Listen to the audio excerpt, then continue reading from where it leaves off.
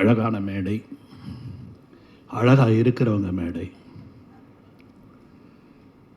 பயங்கர பசி எல்லாருக்கும். நான் சொல்கிற பசி வந்து சாப்பிட்றது கிடையாது, ஜெயிக்கணுன்ற பசி, அங்கே வந்து கொண்டு போய் சேர்க்குற பசி. நான் எப்பவுமே கரெக்டாக, அதாவது மார்னிங் 7னா 7, கரெக்டாக 1 o'clock பிரேக்குனா பிரேக்கு, ஈவினிங் 6 o'clock பேக்கப்னா பேக்கப்பு அப்படின்னு ஒரு பிளான் பண்ணி நான் ஒர்க் பண்ணுறேன். ஆனால் இங்கே வந்து என்னென்னா உண்மையிலே அந்த 1 மணின்னா அந்த 1, 2, 2:30 இதுக்குள்ளே சாப்பிட்ணுன்னு என்னுடைய மைண்டில் இருக்கும். ஆனால் அருணோட பசியை பார்க்கும்போது என் பசியெல்லாம் மறந்து போயிடுச்சு. அதெல்லாம் உண்மையிலே கிடையாது. நான் உண்மையிலே மனசார பேசுகிறேன், நான் எதுவும் டைலாக் பேசலை. அதனால் ஏன்னா நான் வந்து யார் ப்ரொடியூசரு, திடீர்னு வந்து நான் டைரக்ட் பண்ணுறேன்னா யார் ப்ரொடியூசர்னு கேட்டேன். அப்போ சொன்னார், இந்த மாதிரி தேனாண்டாள்னாரு. அந்த ப்ரொடக்ஷனில் நீ டைரக்டராக அறிமுகம் ஆனாலே அது ஒரு மிகப்பெரிய வெற்றி. ஏன்னா அவங்க அப்பா ராமநாராயணா சார்ன்றவர் வந்து சினிமாவில் வந்து அவர் நாங்களாம் வந்து அவர்கிட்ட எவ்வளவோ கற்றுக்கிட்டோம். 100 ஃபிலிம்ஸ், ஒரு வருஷத்தில் 12 படம் டைரக்ட் பண்ணுவாருங்க. எப்படி பண்ணுறாருன்னே தெரியாது. 12 ஃபிலிம்ஸ் எல்லாமே அவர் எங்கிட்ட ரொம்ப ஒரு அழகாக ஒரு வார்த்தை சொன்னார். நான் எல்லாம் பெரிய பெரிய படமாக பண்ணிகிட்ருக்கேன். அப்போ எங்கிட்ட சொன்னார், நான் பண்ண மாட்டேன் உங்களை மாதிரி அப்படின்னாரு. ஏன் சார்னு கேட்டேன். இல்லை சார், நான் 2வது படி வரைக்கும் தான் போவேன், கீழே விழுந்தால் வெறும் காலக்கல்ல அடிப்படம் தொடச்சிட்டு போயிடலாம், மேலே போயிட்டீங்க இந்த மாதிரிலாம் பண்ணணும், அங்கேருந்து விழுந்தா கை கல்லாம் ஒன்றிடும் சார். So he is a very calculative and what he wants. இது போதும் எனக்கு ஒரு படத்தில் 2 ரூபா போதும், அந்த 2 ரூபாவோட நான் ப்ராஃபிட் பார்ப்பேன் அப்படின்னு ரொம்ப கால்குலேட்டிவாக ரொம்ப அழகாக பிளான் பண்ணி அவர் வந்து படம் பண்ணக்கூடிய டைரக்டர். அவருடைய மகன்தான் இன்றைக்கி வந்து முரளி சார் அவர்கள். ஸோ அப்படிப்பட்ட ஒரு டைரக்டர்கிட்ட நாங்கள்லாம் வந்து நிறைய கற்றுக்கிட்டோம். இன்றைக்கும் உண்மையிலே சொல்கிறேன், இந்த மேடையில் நான் நிறைய கற்றுக்கிட்டேன். ஏன்னா it is every day technology is developing. எனக்கு நல்லா ஞாபகம், சத்யராஜ் சார் சொன்னார், சார் என்னை பல்ட்டியெல்லாம் அடிக்க சொன்னாங்க சார்னார். எதுக்கு பல்ட்டின்னா, நீ பல்ட்டி அடிப்பியான்னு கேட்டாங்க தேவர் ஃபிலிம்ஸில். நான் பல்ட்டி அடித்து காமிச்சேன். விஜயகாந்த் சார் வந்து மோட்டார் பைக்கில் உட்காந்துட்டு கம்பெனியாக போயிட்டு வந்தார். ரஜினி சார் அதே மாதிரி அவங்களுடைய கதையெல்லாம் கேட்கும்போது ஒவ்வொருத்தரும் மிகப்பெரிய முயற்சி செய்து அவங்க வந்து சினிமாவில் வந்து ஒரு ஹீரோவாக இன்றைக்கி சாதிச்சிருக்காங்க. ஆனால் இந்த தம்பி சொல்லும் பொழுது எனக்கு ரொம்ப பெருமையாக இருந்த விஷயம் என்னென்னா, நான் வந்து என்னை யாரும் தேடலை, நானே என்னை தேடிக்க வச்சேன். He himself brought him inside the industry. It's very, very great. ஏன்னா அவருடைய திறமைன்னா எனக்கு என்ன வரும், நான் என்ன பண்ணால் ஜனங்க பார்ப்பாங்க அப்படின்றத இன்றைக்கி வந்து மிகப்பெரிய ஸ்டுடியோ ஏவிஎம் கிடையாது, இன்றைக்கி மிகப்பெரிய ஸ்டுடியோவான வாகினி கிடையாது, இன்றைக்கி மிகப்பெரிய ஸ்டுடியோவான பிரசாத் கிடையாது, இன்றைக்கி எத்தனையோ மிகப்பெரிய ஸ்டுடியோங்கள்லாம் இல்லை. ஆனால் இன்றைக்கி மிகப்பெரிய ஸ்டுடியோ எதுன்னா யூடியூப் தான். அந்த ஸ்டுடியோவிலேருந்து வர்றவங்க தன்னுடைய அந்த அந்த இதை போட்டு அவங்களுடைய அந்த டேலண்ட்டை காட்டி, அந்த டேலண்ட்லேருந்து இன்றைக்கி வந்து எல்லாருமே வந்து ஓ அவரா ஓகே அப்படின்ற அளவுக்கு தே ஹேவ் அந்த 3 லட்சம் சப்ஸ்கிரைபர்ஸ் அவர் கொண்டு வராருன்னா அப்போ எவ்வளோ முயற்சி பண்ணியிருக்கணும், எவ்வளோ கஷ்டப்பட்டுருக்கணும், எவ்வளோ டேலண்ட் இருக்கணும். அந்த அளவுக்கு he has done his homework and he has come to this place. இந்த பிளேஸ்க்கு வந்துட்டார். ஆனால் அவருடைய பேச்சும் அவருடைய அந்த கான்ஃபிடென்ட்டும் பார்க்கும்போது மிகப்பெரிய இடத்துக்கு வருவாருன்ற நம்பிக்கை எனக்கு இருக்குது. ஏன்னா இஸ் வெரி கான்ஃபிடென்ட், அதில் தெரிஞ்சிச்சு. ஸோ அதே மாதிரி இங்கே இருக்கிற எல்லாரையுமே நான் வந்து, ஏன்னா இங்கே முதல்ல கூட்டம் அதிகமாக இருந்தது, நான் உட்காந்து பார்க்க தலைங்கெல்லாம் எழுந்து போயிட்டே இருக்குது. சரி, அதுக்கப்புறம் பார்த்தா இங்கே விட கூட்டம் அங்கே அதிகமாக இருக்குது. ஸோ அதனால் ரொம்ப எனக்கும் நிறைய பேசணுன்னெலாம் ஆசைப்பட்டு தான் வந்தேன்.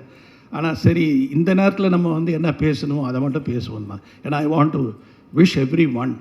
அண்ட் நான் பார்த்தம்பா, song is beautiful, very beautiful melody. And அதான் ஒரு பாட்டில் எப்பவுமே மெலடி இருக்கணும். அந்த மெலடி யூ ஹேவ் மெயின்டைன்டு. என்ன தான் ஃபாஸ்ட்டாக இருந்தாலும், என்ன தான் ஒரு ஜம்ப் கட்ஸாக இருந்தாலும், you had very good melody in your tune. And I enjoyed all your songs and it was made well. And படம் வந்து கண்டிப்பாக it is going to be a youth killing ஃபிலிமாக இருக்கும்னு நினைக்கிறேன். ஏன்னா எனக்கு இது பார்த்த உடனே, ப்ரோமோ பார்த்த உடனே, டீசர் பார்த்த உடனே எனக்கு அதான் தோணுச்சு. It is going to create a big entertainment for all the youngsters. இன்றைக்கி இருக்கிற 2K கிட்ஸ்க்கெல்லாம் இது வந்து ஒரு நல்ல படமாக, என்டர்டெயின் படமாக, ரொம்ப ஹாப்பியாக, ஜாலியாக. ஏன்னா இன்றைக்கி வந்து ஜாலி தான் ரொம்ப முக்கியம். படங்களில் வந்து அப்படியே உட்கார்ந்தோமா, ஜாலியாக இருந்தோமா, இல்லைன்னா 13 வருஷத்துக்கு அப்புறம் இன்றைக்கி சுந்தர் சி ரிலீஸ் பண்ண படமா மதகஜராஜா இவ்வளோ பெரிய ஹிட்டாக இருக்குன்னா பிகாஸ் அந்த ஹாப்பினஸ், சந்தோஷம். தம்பி கேட்டார், ரொம்ப அருமையாக என்ன ஒன்று கேட்டார், நடிகனை ரீடூ பண்ணுங்கன்னாரு. அந்த நடிகனை நான் விஜய் கேட்டார் என்ன, இங்கே சொல்கிறேன், இது வரைக்கும் எங்கேயும் சொல்லலை நான். விஜய் வந்து எனக்கு நடிகன் நடிக்கணும், நீங்கள் திருப்பி டைரக்ட் பண்ணுறதா இருந்தால் அந்த படம் பண்ணுவீங்களான்னு கேட்டார். ஸோ அப்போ நான் சொன்னேன், சரி பிளான் பண்ணலாம். வேறு ஒரு கதை சொல்கிறதுக்காக போகும்போது என்கிட்ட அவர் கூப்பிட்டு சொன்னது, நான் நடிகன் எனக்கு எப்படியாவது பண்ணணுன்னு ஆசை இருக்குது சார், நீங்கள் பண்ணுறீங்களான்னாரு. நம்ம பேசுவோம், யோசிப்போம் அப்படின்னு சொல்லிவிட்டு அதுக்கப்புறம் நானும் அதை பற்றி பேசலை, அவர் அதை பற்றி பேசுகிறேன். He has Khan. அது அப்போ தான் இவங்களோட படம் பூஜை, தட் இஸ் மெர்சலோடைய டைமில் தான் நான் அவரை பார்த்து பேசிகிட்டு இருந்தேன். ஸோ அந்த மாதிரி அந்த படம் வந்து there are artist who is waiting. But எனக்கு ஒரே ஒருத்தர் தான் அதில் கிடைக்கணும், கவுண்டமணி. அண்டு ரெண்டாவது மனோரமா, ஆட்சியோட கேரக்டர். அது ஒன்று தான் எனக்கு பயம். உங்களை மாதிரி ஆளெல்லாம் வச்சு நான் என்னென்னமோ காமெடியெல்லாம் பண்ணிடலாம், ஆனால் அந்த ஆட்சி கேரக்டர் யார் பண்ணுவாங்க, அது மிகப்பெரிய ஒரு கொஸ்டினாக இருக்கும் அந்த படம் பண்ணும்பொழுது. நான் ஹேமா மாலினியை கூட கூப்பிட்டு அவங்கக்கிட்ட கூட கதை சொல்லி கொண்டு வரலான்னு பார்த்தேன். But it has to come, எல்லாமே வந்து அந்த டைமில் வரும். ஸோ எனிவே என்னை பற்றி நான் பேசுகிறது பெருசு இல்லை, எல்லாமே ரொம்ப நல்ல ஆளாக. அருண் வந்து என்னென்னா இந்த படத்தை பற்றி நேற்று என்னை கூப்பிட்டான், நாளைக்கு வாப்பா, நாளைக்கு வாங்க சார், நீங்கள் வந்து கலந்துக்கணும் அப்படின்னா. எனக்கு தலையும் தெரியாது, வாழும் தெரியாது, ஏன்னா வந்து என்னையா பேசுவேன்னு. ஏன்னா ஹி ஹாஸ் நாட் டோல்டு இந்த கதை என்ன, அவள் என்ன பண்ணுறான், என்ன கதை பண்ண போகிறேன், எதுவுமே சொல்லலை. ஏன்னா அது வந்து என்னென்னா அது ஒரு புத்திசாலித்தனம். நான் ஒன்றுமே சொல்லாமல் என் டைரக்டரை உட்கார வச்சு இதுதான் நான் பண்ணேன் அப்படின்னு காமிக்கிறது தான் வந்து அவருடைய வெற்றி. ஏன்னா அவர் என்கிட்ட சொல்லிட்டாருன்னா, நானே ஏதாவது சொல்லிட்டேன்னா அதில் வந்து என்ன ஆகிடும்னா, டைரக்டர் பண்ணிட்டாரா, டைரக்டர் சொல்லிட்டாரா, டைரக்டர்கிட்ட போய் பேசிட்டாரா, டைரக்டர் கான்ட்ரிபியூட் பண்ணிட்டாரா, இதுதான் வரும். ஒரு சீன் எனக்கு தெரியாது. நானும் பாரதி முதல்ல டைரக்ட் பண்ண போகிறோன்னு ஸ்ரீதர் சார்கிட்ட போய் சொன்னோம். ஏன்னா நாங்கள் 3 வருஷம் தான் இருந்தோம் ஸ்ரீதர் சார்கிட்ட. அதுக்கப்புறம் போய் ஸ்ரீதர் சார்கிட்ட சொன்ன உடனே, என்னது டைரக்ட் பண்ண போகிறீங்களா அப்படின்னாரு. ஆமாம் சார், பன்னீர் புஷ்பங்கள். அப்போ அவர் ஒரே ஒரு வார்த்தை தான் கேட்டார், எப்போவாவது நான் கேமராவில் என்ன லென்ஸ் போட்டேன்னு பார்த்துருக்கீங்களா, நான் ஏன் லாங் ஷாட் வைக்கிறேன்னு உங்களுக்கு தெரியுமா, நான் ஏன் க்ளோஸ் ஷாட் வைக்கிறேன்னு உங்களுக்கு தெரியுமா, எப்போவாவது நீங்கள் அப்சர்வ் பண்ணியிருக்கீங்களா நான் என்ன ஒர்க் பண்ணுறேன்னு. இப்போ அருண் சொன்ன மாதிரி எனக்கும் அவர் பேர் கூப்பிட மாட்டார்ன்ற பயம்லாம் இருந்தது, ரொம்ப நாளாக இருந்தது. அவர்கிட்ட போய் நம்ம என்ன பார்க்குறோம், அப்படியே யோசிப்போம், என்ன பண்ணலான்னு. அப்படி கேள்வி கேட்டார். எங்களுக்கு ஒரே அப்படியே ஒரு மாதிரி, ஏன்னா அவருக்கு என்னென்னா அக்கறை, நல்லா வரணும், பசங்க நம்ம பேரை காப்பாற்றோம் அப்படின்ற ஒரு அக்கறை அன்னைக்கு அவருக்கு. நான் சொல்கிறதெல்லாம் 81 when I was 24 I did my first film. So அப்போ வந்து அவர்கிட்ட போய் கேட்கும்போது அவர் முனைய படம் தானே ஒர்க் பண்ணாங்க, என்ன தெரியும்னு சொல்லி பயங்கரமாக இதானார். ஆனால் எங்கள் படத்தோட ப்ரொஜெக்ஷன் பார்த்துட்டு நாளைக்கு காலையில் 2 பேரும் வீட்டுக்கு வாங்கினார். வீட்டுக்கு போன உடனே பூஜை ரூமில் கூட்டிகிட்டு போய் ஆரத்தி எடுத்து எங்களை வந்து அதை தொட்டு கும்பிட சொன்னார். அந்தளவுக்கு அவர் சந்தோஷமாயிட்டார். அது மாதிரி தான் எல்லா டைரக்டர்ஸும். ஒரு அசிஸ்டன்ட் டைரக்டர் வந்து நாளைக்கு ப்ரூவ் பண்ணிட்டாருன்னா எங்களை விட சந்தோஷப்படுறவர் யாரும் இருக்க மாட்டாங்க.